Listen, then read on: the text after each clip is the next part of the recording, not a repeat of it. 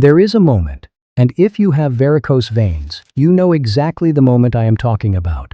When you are standing in front of the mirror, getting ready for a summer event, a wedding, a birthday party, a day at the beach, and you reach for the shorts you used to wear without thinking, and then you stop. You put them back.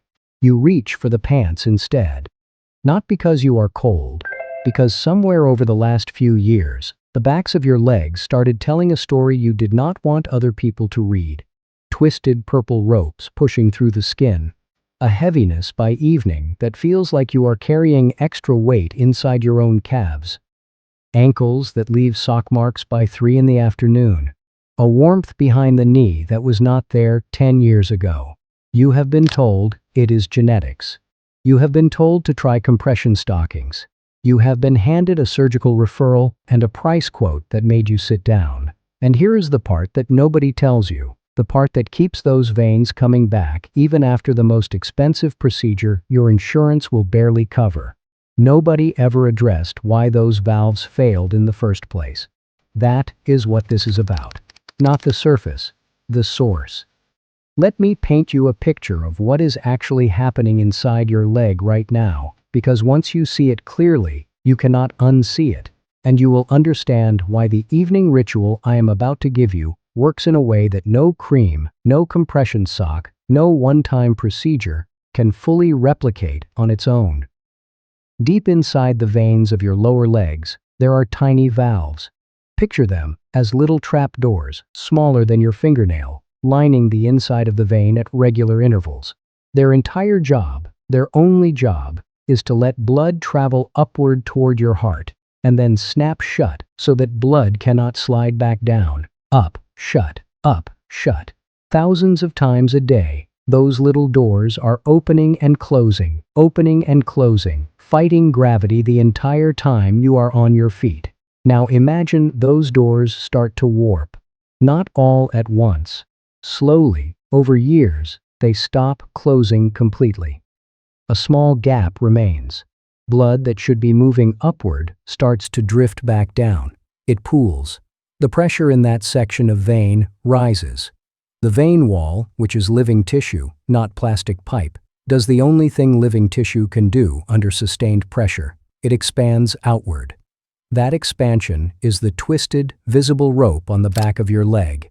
That is a varicose vein, not a wall that gave out first. A valve that was quietly failing for years before anything was visible on the surface. And here is what breaks my heart about the standard medical conversation around this. The procedure removes the expanded vein. It closes it, strips it, injects it until it scars shut. And for many people, within a few years, new veins nearby begin to expand, because the valves in those veins were already under the same stress. The cause was never touched. So what causes those valves to fail?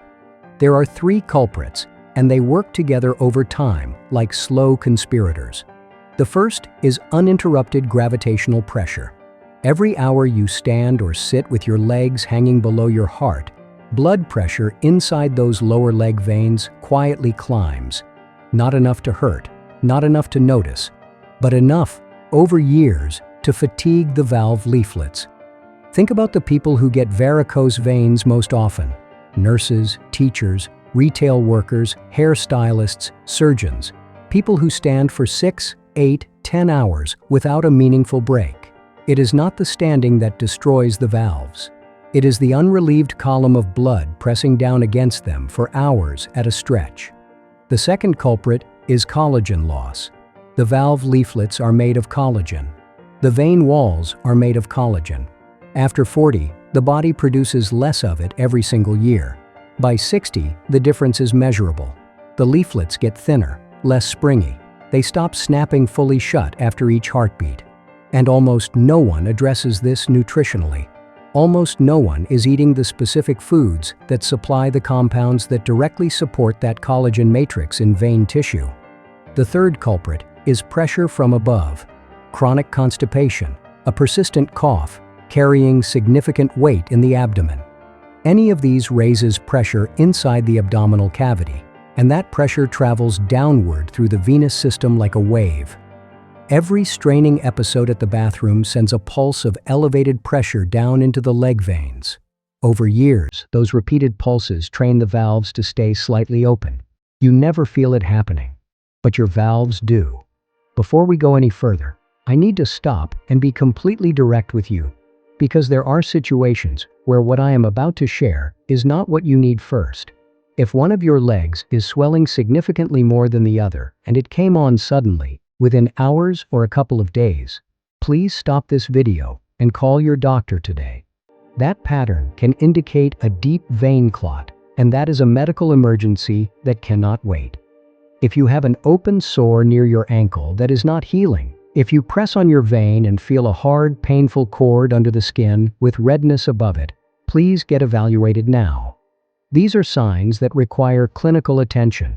If none of those apply to you, then what you are dealing with is a mechanical, gravitational, nutritional problem, and it has a real, specific, evidence-based answer.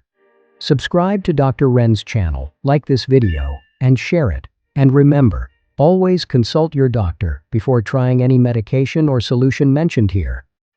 This video is for educational purposes only. I want to tell you about a woman named Dorothy. She was 67, a retired school teacher who had spent 31 years on her feet in a classroom. She came in carrying a printout of a vascular surgeon's consultation notes. The plan was sclerotherapy on 4 veins, laser ablation on 2 others. The estimate was significant. She was not against the procedure. She was exhausted. She said, and I remember this clearly, "I just want to understand why I got here before I decide how to leave." That question is the right question. That question is the one that changes everything. We talked for 40 minutes. I asked her about her evenings.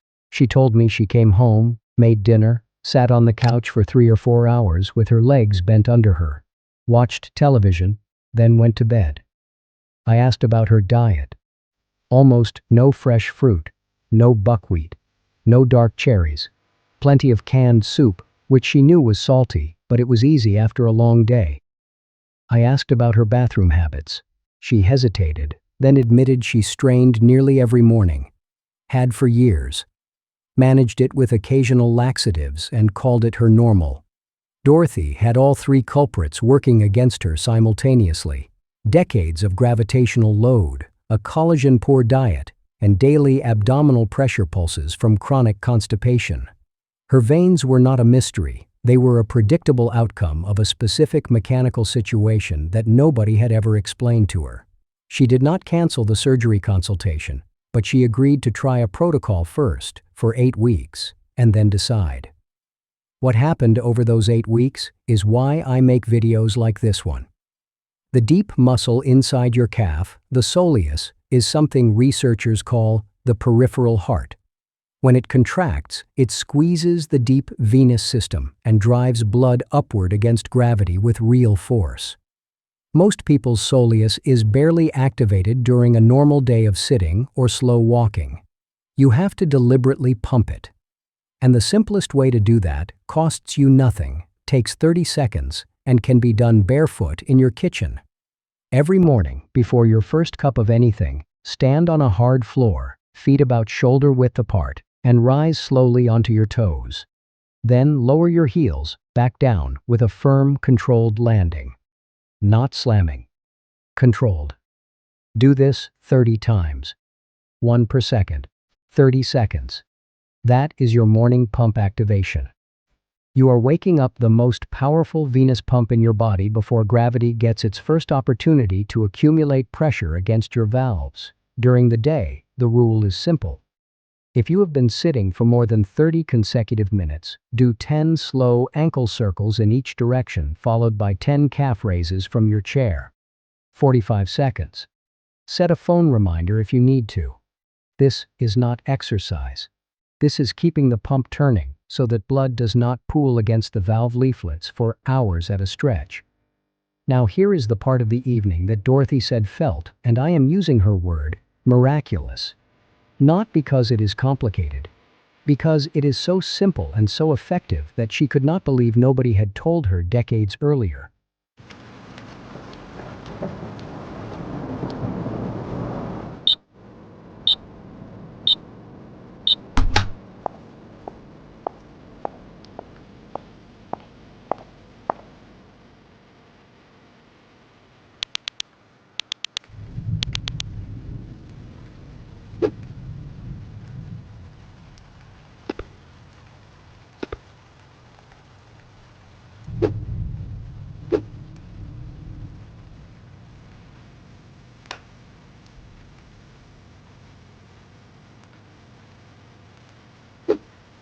1 hour before you go to sleep, lie on your back and put your legs up, against the wall, over the back of the couch, on two firm pillows stacked together.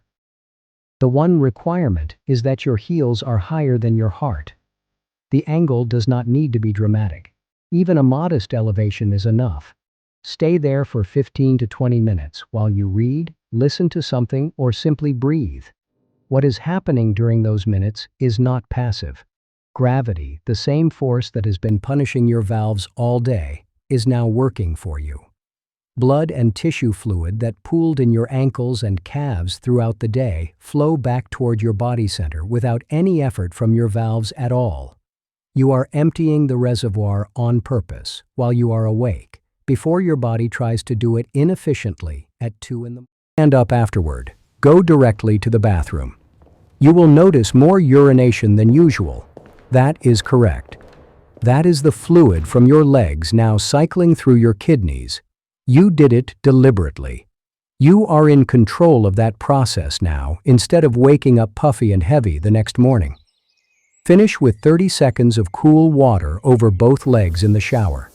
Not ice, not uncomfortable, just noticeably cool. That gentle cold causes the vein walls to contract and brings the valve leaflets closer together. You are restoring resting tone to the very structures that have been stretched open all day. Now let us talk about what you eat, because this is the piece that almost every conversation about varicose veins skips entirely. And it is the piece that determines whether the valves you have left continue to deteriorate or begin to stabilize. Buckwheat is not a trendy food. It is not expensive. It is sitting quietly on the shelf at most grocery stores, often ignored in favor of more familiar grains.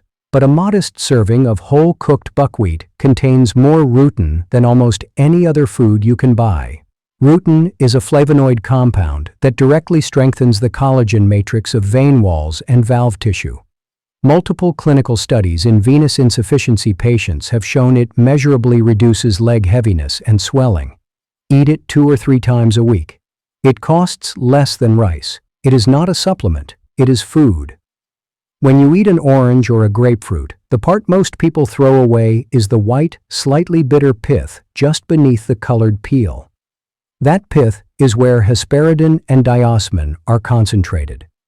Diosmin, specifically, is the active compound in prescription venous medications that are standard care in France and across much of Europe.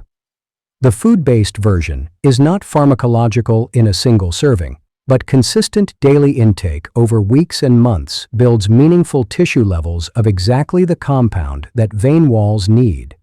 Eat the whole segment. Include the pith. It takes no additional effort. It is already in your hand.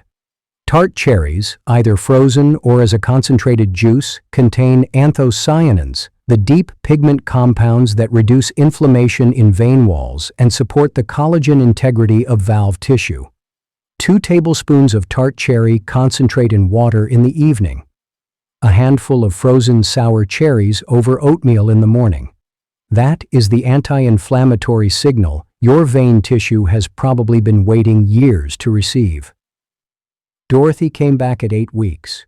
She had not had the procedure. She told me the heaviness in her legs was gone by the end of the first week. Her ankles were no longer leaving marks from her socks by week 3. At 8 weeks, she pulled up her pant leg and showed me her left calf. 2 of the smaller surface veins had faded enough that she genuinely had to search to find them. The 2 largest veins were still present, and I was honest with her about that.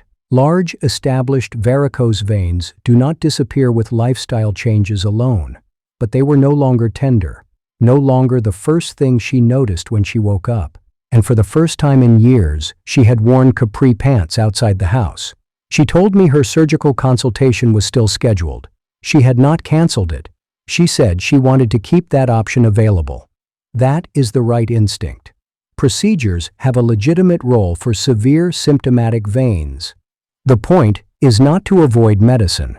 The point is to address the mechanical cause so that whatever you decide next actually has a foundation to stand on. The veins on the backs of your legs are not a cosmetic inconvenience waiting for the right surgeon. They are the visible result of a years-long conversation between gravity, collagen loss, and valve fatigue that no one ever translated for you. Tonight, that translation starts. Elevate your legs for 15 minutes before bed. Do 30 heel drops in the morning. Add buckwheat to your week. Eat the pith. Cool water on your calves before you sleep. Take a photograph today. The backs of your legs, honest lighting, the veins you have been covering up. Put it somewhere you will find it in 3 months. Collagen rebuilds slowly. Valves recover gradually.